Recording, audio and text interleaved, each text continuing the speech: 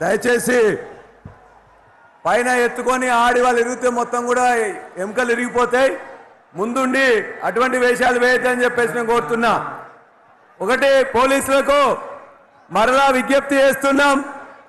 హుస్నాబాద్ నుండి వస్తున్న దరిదాపుగా 15 కిలోమీటర్ల వరకు కూడా ట్రాఫిక్ జామ్ ఉన్నది. దయచేసి సహకరించి ఆ వాహనాలు అన్ని కూడా వచ్చే విధంగా చూడాల్సిందిగా కోరుతున్నాం. రెండవది, హుస్నాబాద్ నుండి వచ్చి ఉన్న ఎక్కడైతే బ్యారికేడ్స్ ఉన్నాయో ఆ బ్యారికేడ్స్ ఓపెన్ చేయించాల్సిందిగా కార్యకర్తలను అదేవిధంగా వాలంటీర్లను కోరుతున్నాం. ఇటువైపు వరంగల్ నుండి వచ్చే దగ్గర హసన్పత్తి నుంచేలే వాహనాలు మొత్తం కూడా బ్లాక్ అయిపోయినాయి. దయచేసి వాహనాలకు క్లియర్ చేయాల్సిందిగా కొద్దిగా సహకరించవలసిందిగా పోలీస్ వారిని కోరుతున్నాం. వెనుక వైపున ధర్మసాగర్ నుండి దామరకు వచ్చే రోడ్డు మొత్తం కూడా బ్లాక్ అయి ఉన్నది. అక్కడ కూడా వాహనాల యొక్క కదలిక లేదు.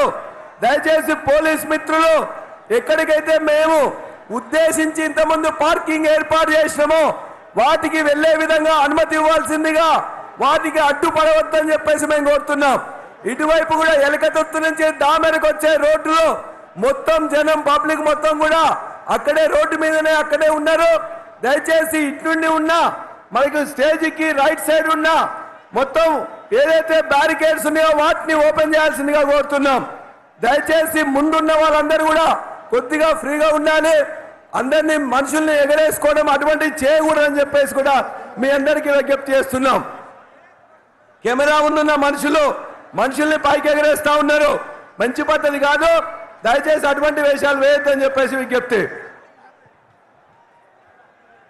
దేశపతి శ్రీనివాస్ గారు